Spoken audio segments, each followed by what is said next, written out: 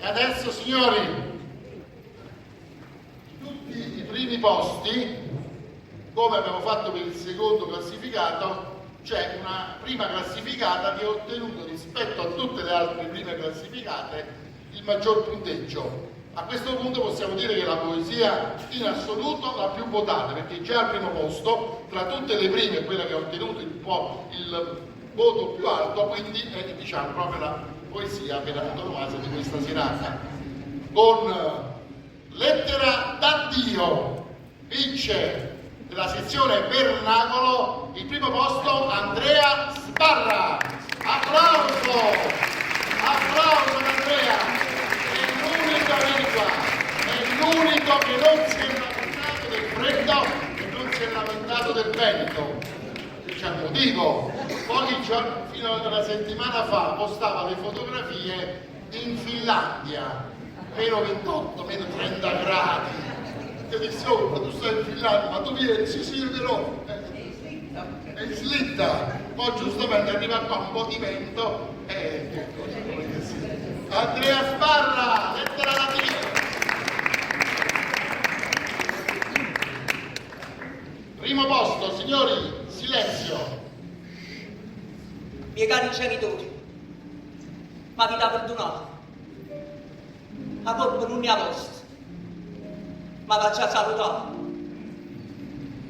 Sono chi che non ce la faccio. Ci pensa un anno già. Un gesto con bacchista non lo fa tanto come fa.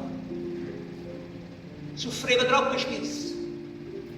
Nessuno mi capiva. E non teneva forza di spiegare a parole mie. Sfottuta dei compagni.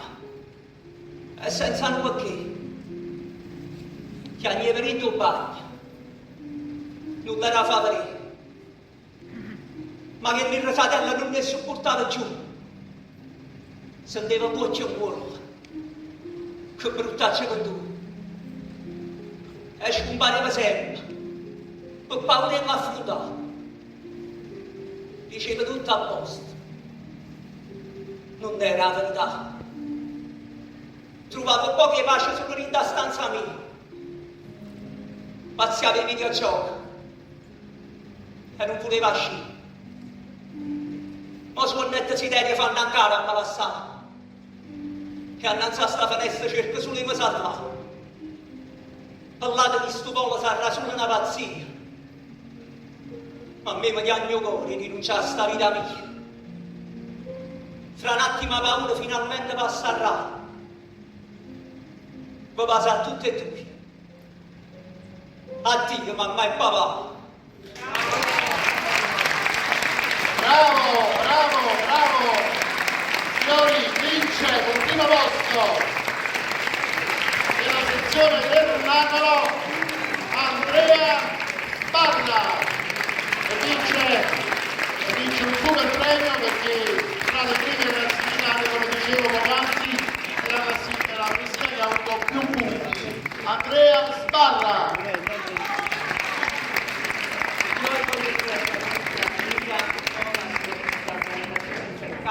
Vi voglio dire che è bellissimo essere ascoltati in questo modo. Di storie come queste purtroppo ne abbiamo ascoltate tante. Io credo che dovremmo cercare di andare oltre, dobbiamo cercare di andare oltre a delle frasi non dette, a un silenzio che non ci convince, perché a volte dietro questo silenzio si può nascondere qualcosa di pericoloso. Quindi cerchiamo di andare oltre. Andrea, con la rompere perché l'altro non ci sta. Signori,